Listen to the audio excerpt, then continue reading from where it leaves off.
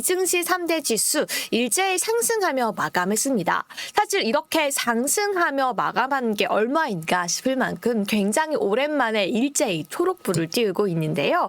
S&P 500과 나스닥은 52주 신고가를 경신했고요. 다우지수도 역시나 신고가 부근에서 거래가 되는 모습이었습니다. 오늘의 키워드는 제가 이렇게 정리해왔습니다. 시장이 기다리는 것. 과연 시장이 무엇을 기다리고 있을까요? 엔비디아의 실적, 그 이후에 반도체 섹터의 반등세를 기다릴까요? 아니면 빠르게 올해 이 9월 안에 첫 번째 금리 인하를 기다리고 있을까요? 정말 시장이 기대하는 것도 기다리는 것도 많은 시장인데요. 어떤 간밤의 모습이 있었는지 먼저 보도록 하겠습니다. 미증시 3대 지수는 상승 마감했고요. 무엇보다도 수요일 날 장 마감 후에 발표될 엔비디아 실적에 시장은 집중하고 있습니다. 그리고 여기에 더해서 금리 역시 시장의 중요한 키워드이기 때문에 계속해서 연준 위원들이 어떤 발언을 하는지에 대해서 매일 밤, 매일 새벽 시장은 집중하고 있는데요. 이 간밤 새벽 사이에는 매파적으로 유명했던 월러 연준 이사가 추가 금리 인하 필요 없을 것 같다라고 한 번 더 발언을 해주면서 시장에서 금리 인하에 대한 열기는 한 번 더 뜨거워졌고요. 이 간밤에는 또 여러 소매 업체들의 분기 보고서가 발간되기도 했습니다. 이를 통해서 미국은 다시 한번 미국 소비자들이 현금 부족에 시달리고 있구나라는 점이 한 번 더 체크되기도 했습니다. 그럼 머님 한번 보도록 하겠습니다. 역시나 조금 혼재된 모습이 전반적으로 보이는 와중에 이 초록불이 유난히 눈에 띄는 곳들이 있죠. 저는 이렇게 한번 정리해 봤는데요. 일단 반도체 섹터 필반 지수가 다 같이 가진 않았습니다. 하지만 엔비디아와 퀄컴은 상승해줬다라는 부분이 포착될 수 있었고요. 사실 엔비디아가 0.64%밖에 상승을 안 했어 라고 조금 실망하시는 분들이 지금 화면 보고 있을 수도 있을 것 같은데요. 사실 엔비디아는 0.64% 상승했음에도 사상 최고치라는 점 우리가 꼭 알아야 하고요. 그 아래에 JP모건 헬스케어가 있습니다. 2.02% 상승했습니다. 사실 어제 같은 경우에는 이 제미 다이먼 CEO가 곧 은퇴를 한 5년, 4년 내에 할지도 모르고 향후 경영권에 대해서 불확실성이 커지면서 이 시장에서는 거의 큰 폭의 하락을 기록하게 됐었는데요. 다시금 시장은 회복해주는 모습 보이면서 이 금융주는 전반적으로 상승하는 모습이었고요. 이 가운데 보시면 이 M7 내에서도 유난히 눈에 띄는 초록불이 있습니다. 바로 테슬라죠. 테슬라가 6.66% 가까이 상승했습니다. 마치 오징어 게임 같다라고 테슬라 직원들이 말할 만큼 정말 큰 폭의 구조 조정이라고 해야 될까요? 직원들의 잘려 나가는 그 모습 속에서도 테슬라는 이 새로운 트럭에 대한 기대감 속에서 큰 폭으로 상승하는 모습 보였습니다. 결국 이 테슬라의 상승과 하락을 보며 느낄 수 있는 거는 시장 투자자들은 테슬라가 IT 업계, 서비스 업계, 인공지능 업계로 변모한다라고 하더라도 결국 테슬라에서 더 많은 차량이 판매되는 것에 의해서 주가의 상승이 일어나는구나라는 점을 깨달을 수 있었고요. 오른쪽 위쪽으로 넘어가 보도록 하겠습니다. 일라이릴리가 2.5% 가까이 상승했고요. 그 외에 제약바이오주도 상승불을 켜는 모습을 볼 수가 있었습니다. 이 중국 내에서도 사실 비만 문제가 심각하죠. 일라이릴리의 비만 치료제 제품이 중국 내에서 승인되었다라는 점도 오늘 포착됐으니까요. 비만 치료제 관련 섹터도 우리가 함께 예의주시하셔야 할 것 같습니다. 그러면 섹터별로도 함께 보도록 하겠습니다. 사실 전날에는 유틸리티 섹터가 조정을 받는 모습을 보였는데요. 다시금 유틸리티 섹터가 섹터 평균 수익률 1% 가까이 상승하는 모습이 보였고요. 경기 방어주 그리고 금융주 또 일라이릴리발로 헬스케어주까지 상승하는 모습이 보였습니다.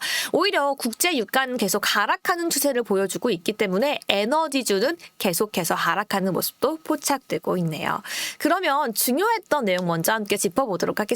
시장에서는 계속해서 연준 위원들의 발언에 정말 이때만큼 집중한 적이 있나 싶을 만큼 매일매일 어떤 발언하는지 한 발언 정말 시장에 이슈가 되고 있는데요. 일단 전일 다시 한번 리뷰해드리기 위해서 전일과 오늘 간밤 새벽에 있었던 이슈 모두 가지고 왔습니다.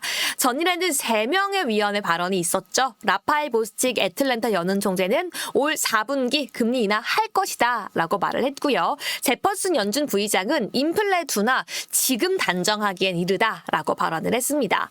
클리블랜드 연은 총재는 오히려 3회 금리 인하까지는 적절하지 않다라는 매파적인 발언을 하면서 혼재된 양상을 보였었는데요. 이런 점들을 간밤 새벽 사이 좀 하나로 요약하는 발언이 나왔습니다. 바로 미국의 매파적이기로 유명한 연준의 월러 이사가 연말 금리 인하 가능성을 내비쳤기 때문인데요. 뭐라고 말했냐면요. 추가 금리 인상은 필요 없다라고 발언을 했고요. 고용 시장이 완화할 조짐을 보이고 있다라고 시장에 발언을 해주기도 했습니다.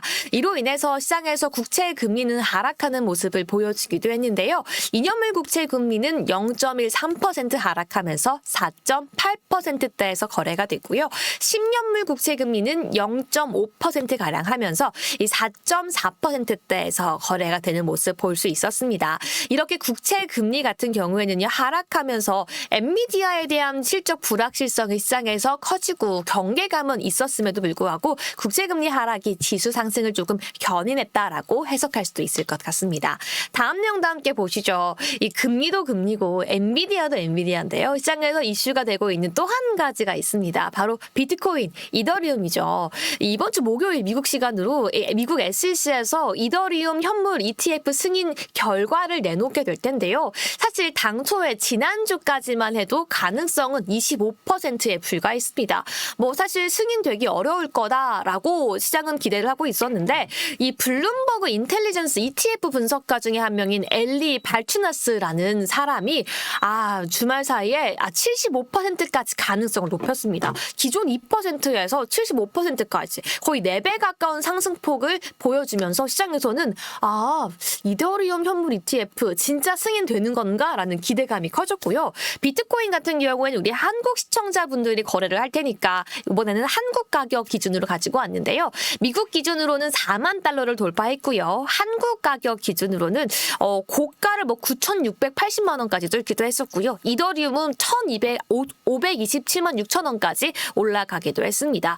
낙관적으로 보고 있는 상황 속에서 엘릭 바추나스는 트위터 X에 뭐라고 발언을 했냐면요. 점점 더 이더리움 ETF 승인 문제는 정치적인 이슈로 좀 변모하고 있고 이런 문제 때문에 미국의 SEC 금융당국 역시 입장을 기존에서 180도 바꿀 수 있다라고 본다라고 이야기하기도 했었죠. M7 이야기도 한번 보도록 하겠습니다. 대체적으로 상승을 했고 아마존과 메타만 좀 하락하는 모습을 보였습니다. 제가 마이크로소프트 하트 오픈 AI라고 소제목을 지어봤는데요. 이 빌드 2024가 진행되고 있는데 마이크로소프트와 오픈 AI는 이 서로의 유대감, 서로의 이 전략적인 친분을 계속해서 과시했습니다. 이 애저의 오픈 AI, 이 GPT-4o 옴니라고 하죠. 이 탑재한다라고 발표하면서 샘 알트먼이 깜짝 등장하기도 했었는데요. 이 코파일럿에도 챗GPT-4o를 활용하겠다라고 발표하면서 MS에 대한 기대감은 더욱더 커지고 있고요. 한편 하락했던 아마존은 엔비디아의 변동성을 조금 더 함께 가해주는 요인이 되기도 했습니다.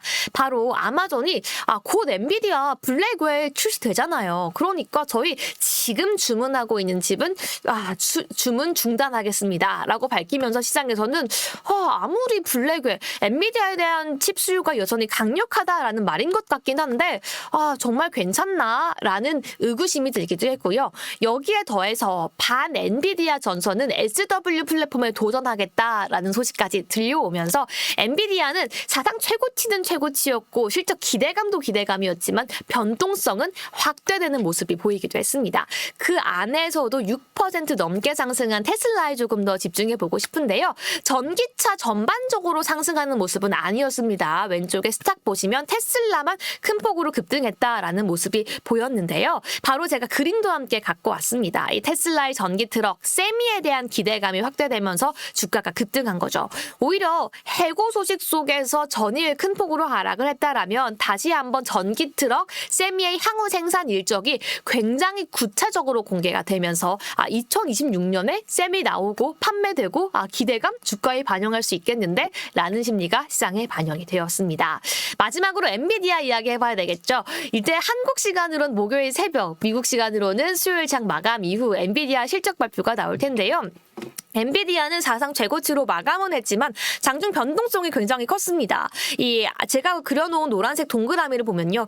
특히나 이 아마존 이슈가 엔비디아에 크나큰 영향을 줬다라고도 볼 수 있을 것 같고요. 어쨌든 사상 최고치에서 거래가 되고 있기 때문에 시장에서는 경계감 역시 있다라고 말씀드릴 수 있을 것 같습니다. 필반 지수를 전체적으로 끌어올리지 못했다라는 점만 봐도 함께 알 수 있는데 그럼에도 불구하고 엔비디아가 양봉 마감했다라는 점은 굉장히 의미 있다라고 볼 수 있겠죠.